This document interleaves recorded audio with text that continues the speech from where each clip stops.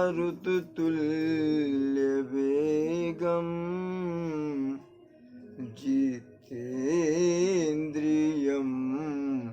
बुद्धिमतां वरिष्ठं वातात्मजं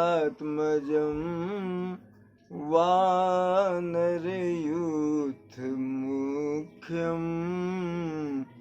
श्रीरामदूतं शरणं प्रपद्ये। बड़ों को प्रणाम, छोटों को स्नेह और आशीष। मैं हूँ राजेश त्रिपाठी और आप देख सुन रहे हैं मेरा चैनल धर्म दर्पण। इसके वीडियो लाइक और शेयर करें। आग्रह है कि मेरे चैनल को सब्सक्राइब कर लें। राम कथा कह रहे हैं हम लोग भावार्थ के साथ। कथा में प्रवेश करने के पहले आइए एक छोटा सा प्रभु का भजन गा लेते हैं, उनका चिंतन मनन कर लेते हैं। कुछ नहीं बिगड़ेगा तेरा, कुछ नहीं बिगड़ेगा तेरा, हरि शरण आने के बाद। कुछ नहीं बिगड़ेगा तेरा, हरि शरण आने के बाद। हर खुशी मिल जाएगी, हर खुशी मिल जाएगी, चरणों में झुक जाने के बाद। कुछ नहीं बिगड़ेगा तेरा, हरि शरण आने के बाद। कुछ नहीं बिगड़ेगा तेरा, हरि शरण आने के बाद। प्रेम के मंजिल के राही, प्रेम के मंजिल के राही, कष्ट पाते हैं मगर। प्रेम के मंजिल के राही, कष्ट पाते हैं मगर। बीज फलता है सदा, मिट्टी में मिल जाने के बाद। कुछ नहीं बिगड़ेगा तेरा, हरि शरण आने के बाद।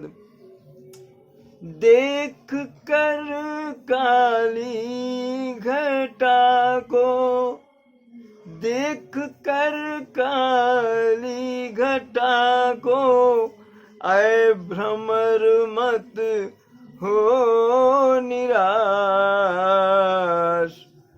बंद कलियां भी खिलेंगी, बंद कलियां भी खिलेंगी, रात ढल जाने के बाद। कुछ नहीं बिगड़ेगा तेरा, हरि शरण आने के बाद। हर खुशी मिल जाएगी, चरणों में झुक जाने के बाद। हर खुशी मिल जाएगी, चरणों में झुक जाने के बाद। पूछो इन फूलों से जाकर, छाई है कैसे बहार, छाई है कैसे बहार। कब तलक कांटों पे सोया, डाल पर आने के बाद। कुछ नहीं बिगड़ेगा तेरा, हरि शरण आने के बाद। जब तलक है भेद मन में कुछ नहीं कर पाएगा।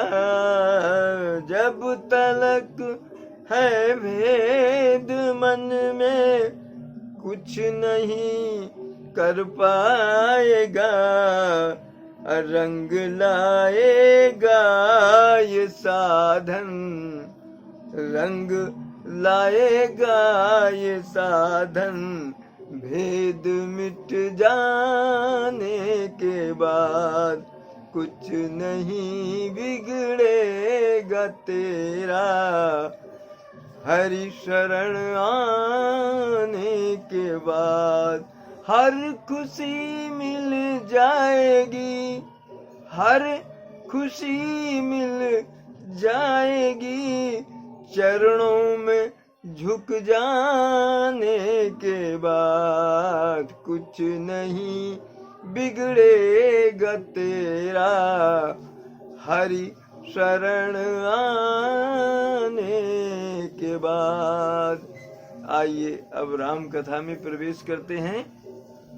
पति देवता सुतीय महु, मातु प्रथम तव रेख। महिमा अमित न सकहि कही, सहस शारदा शेष। गिरिजा की विनती कर रही हैं गौरी की माँ सीता कि पति देवता सुतीय महु, पति को इष्ट देव मानने वाली जो स्त्रियां हैं, जो श्रेष्ठ नारियां हैं, उनमें सबसे पहले हे गिरिजा आप गिनी जाती हैं। आप सर्वप्रथम हैं। और महिमा अमित, आपकी जो महिमा है असीम है, उसकी कोई सीमा नहीं है। इसका वर्णन तो शेष और शारदा भी नहीं कर सकते। सेवत त्वहि सुलभ फल चारी, वरदायनी पुरारी प्यारी। देवी पूजी पद कमल तुम्हारे, असुर नर मुनि सब हो ही सुखारे। हे माँ, हे गिरिजा, आपकी सेवा, आपकी पूजा करने से 4 फल प्राप्त होते हैं, धर्म अर्थ काम मोक्ष। और वरदायिनी पुरारी, हे पुरारी, हे शिव की प्यारी भार्या, आप वरदायिनी हैं, वर देने वाली हैं, वरदान देने वाली हैं। और देवी पूजी पद कमल तुम्हारे, आपके चरण कमलों की पूजा करके देवता, मानव, मुनि सभी सुख पाते हैं। मोर मनोरथ जानहु नीके, बसहु सदा उरपुर सबही के। कीन्यव प्रगट ना कारण तेहि, अस कही चरण गहे बदेहि। हे माँ, मेरी इच्छा क्या है, मेरे मन में क्या है, ये आप सब जानती हैं। इसीलिए मैंने क्यों जानती हैं? क्योंकि आप सभी के हृदय में निवास करती हैं, उनके मन की बात जान लेती हैं। इसीलिए मैंने कुछ नहीं कहा आपसे अपनी इच्छा को कि इन्हें वो प्रकट न कारण थे ही। इसीलिए मैंने आपको वह कोई कारण नहीं बताया अपना। ऐसा कह के वैदेही जी ने, सीता जी ने माँ गिरिजा के चरण पकड़ लिए और विषय विनय प्रेम बस भई भवानी। और खसी माल मूर्ति मुस्कानी, सादर सिय प्रसाद सिर धरऊ। बोली गौरी हरसी भरऊ। जो माँ सीता ने गौरी जी के चरण पकड़ लिए और बताया कि मेरी मन की इच्छा जानती है, इसलिए मैंने प्रकट नहीं किया। तो खसी माल मूर्ति मुस्कानी, जो गिरिजा के गले में माला पहनाई थी सीता जी ने, वो खसी मतलब गिर गई नीचे, वहां से गले से खिसक करके। और मूर्ति जो है वैसा लगा कि जैसे गिरजा मुस्कुरा रही हैं, हंस रही हैं, विवश रही हैं। सादर सिर सिय प्रसाद धरणी, न जो माला आई थी उसको प्रसाद सर में लगा लिया सीता जी ने प्रसाद मानकर माँ का। और बोली गौरी हरस ही धरेऊ। अब गौरी, अब मूर्ति बोली सीता जी से बड़े हर्ष होकर के, प्रसन्न मुद्रा में गौरी की जो मूर्ति है गिरजा की, वो बोली सुनु सिया सत्य, सुनु सिया सत्य आशीष हमारी, सुनु सिया सत्य आशीष हमारी, पूजी मन कामना तुम्हारी, अनारद वचन सदा सुचि साचा, असोबरु मिलही जाही मनु राचा। सुन सिय सत्य आशीष हमारी। गिरजा बोली कि हे सिय, ये मेरी जो मैं जो आशीष तुम्हें दे रही हूँ सत्य मानो इसे। तुम्हारी जो मनोकामना है, तुम्हारे मन की जो इच्छा है वो पूर्ण हो। और ये भी जान लो, नारद ने अगर एक कहा है तो उनका कहा कभी भी मिथ्या नहीं होता, असत्य नहीं होता। वही वर तुम्हें मिलेगा जो तुम्हारे मन ने चाहा है, जो तुम्हारे मन को भाया है। मनु जाहि राचव मिली ही सोबर, सहज सुंदर सामरो, करुणा निधान सुजान शील स्नेहु, जानत राई राउरो यही भांति, गौरी आशीष सुनी ही सिय सहित ही हर सी आली, तुलसी भवानी पूजी पुनि पुनि, मुदित मन मंदिर चली। गौरी ने कहा कि जो तुम्हें वर, जो तुमने मन में चाहा है वही तुम्हें मिलेगा, और ये सत्य वचन होंगे।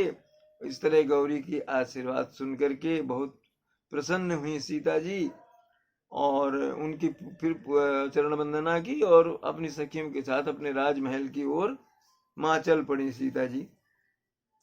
जानी गौरी अनुकूल, सियहि हर सुन जाई कही, मंजुल मंगल मूल, बाम अंग फरकन लगे। गौरी गिरजा जी जो हैं उनके अनुकूल हैं सिया जी के, और उन्होंने उनको वरदान दिया कि जो आपकी मन इच्छा है पूरी। ये जान करके बहुत ही हर्षित हुई माँ जानकी। और मंजुल मंगल मूल, मंगल सूचक जो संकेत हैं उन्हें मिलने लगे। क्यों? कि उनके वाम अंग जो है वो फड़कने लगे। वाम अंग का स्त्री के लिए फड़कना शुभ माना गया है, और पुरुष के लिए दाएं अंग का। तो हृदय सराहत सिय लुनाई, और गुरु समीप गवने दो भाई, राम कहा सब कौशिक पाही, सरल स्वभाव छुअत छल नाही। सीता जी की सुषमा को, उनकी शोभा को हृदय में उनकी सराहना करते हुए गुरु के पास वापस आए दोनों भाई राम और लक्ष्मण। और राम कोई छल रखते नहीं, कुछ छिपाते नहीं किसी से, इसलिए उन्होंने गुरु विश्वामित्र जी से सारी कहानी, मैंने इतना सरल स्वभाव है उनका कि सारी कहानी उन्होंने कह सुनाई फुलवारी वाली।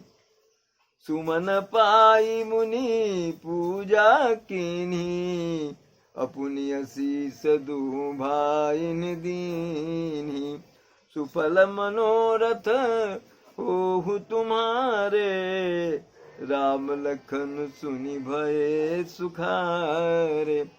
पुष्प पा करके विश्वामित्र जी ने पूजा की और दोनों भाइयों को आशीर्वाद दिया कि तुम्हारे जो मनोरथ हैं, तुम्हारी जो इच्छाएं हैं पूर्ण हों। ये उनके आशीष पा करके राम और लक्ष्मण जी बहुत प्रसन्न हुए। करि भोजन मुनि वर विज्ञानी, लगे कहन कछु कथा पुरानी।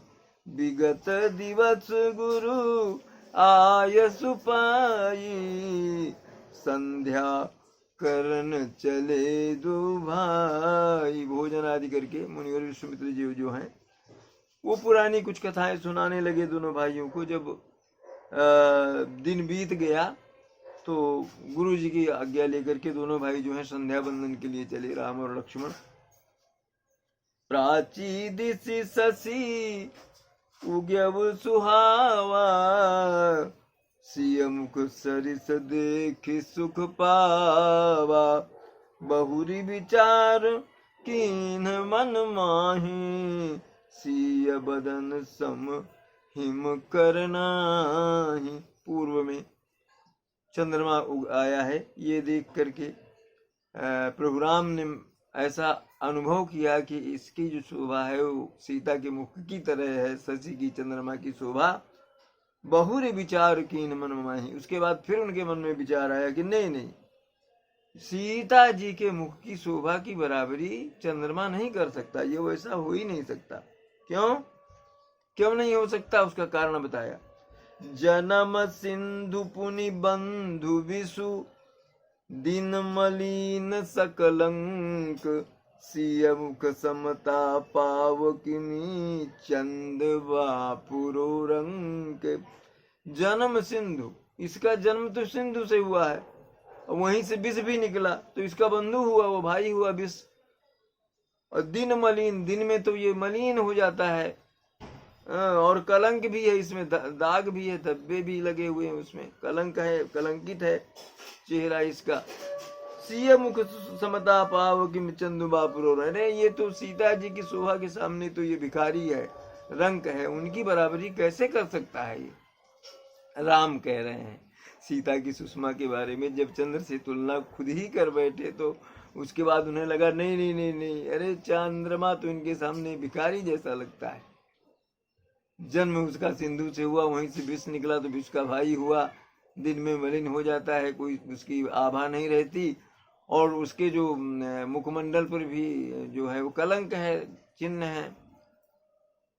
तो घटई बढ़ई बिरहीन दुखदाई, अग्रसई राहु निज संधि पाई। अकोक शोक प्रद पंकज द्रोही, अवगुण बहुत चंद्रमा ते दोही। इतने में ही संतोष नहीं हुआ प्रभु को, उनके और दोष गिनाने लगे।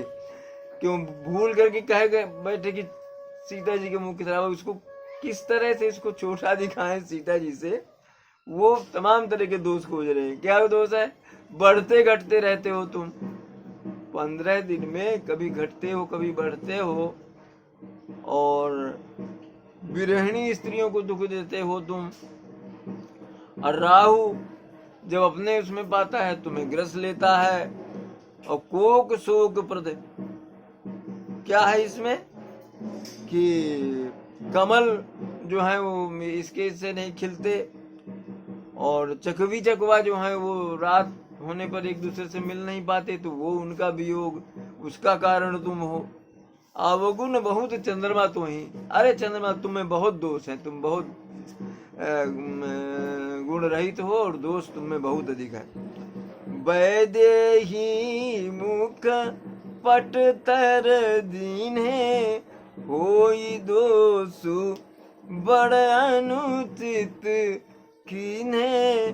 सिय मुख छवि विधु ब्याज बखानी, गुरु पही चले निशा बड़ी जानी।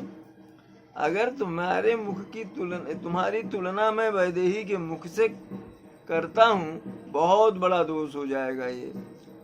ये अच्छा नहीं होगा, ये अनुचित होगा अगर मैं ऐसा कहता हूँ कि सीता का मुख जो है चंद्रमा के समान है, तो ये बहुत दोष हो जाएगा। और सिया मुख छवि विधु ब्याज बखानी, उधर चंद्रमा के बहाने सीता जी की शोभा बखान करके भाई से गुरु पर चले निशा बढ़ जानी। रात हो रही है, ये जब जाना तो गुरु विश्वामित्र के पास दोनों भाई वापस आए। करी मुनि चरण सरोज प्रणाम, आय सुपाये कीन विश्राम, विगत निशा रघुनायक जागे, और बंधु बिलो की कहन असलागे। करि मुनि चरण सरोज प्रणामा, विश्वामित्र जी के चरण कमलों में प्रणाम करके उनकी आज्ञा पा करके दोनों भाई जो है विश्राम के लिए चले। और जब रात ही व्यतीत हो गई, सबसे पहले रामचंद्र जी जगे और भाई लक्ष्मण को देख करके कहने लगे। क्या कहने लगे?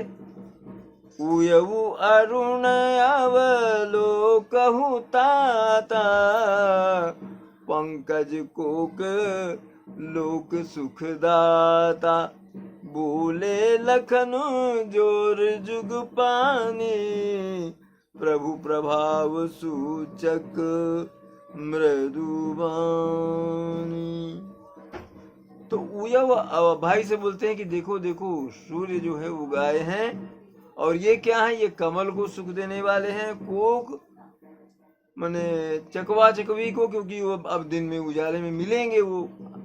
और लोक सुखदाता, लोक को जन समूह को भी सुख देने वाले हैं। उजाला हो गया, रात व्यतीत हो गई, तो बोले लखन जो बोल। हाँ, अब ये सब सुन करके हाथ जोड़ करके लक्ष्मण जी बोले कि हाँ प्रभु, आपने जो कहा ना वो वाणी है, प्रभाव है उसमें, और वो जनहित और लोकहित की बात आपने कही।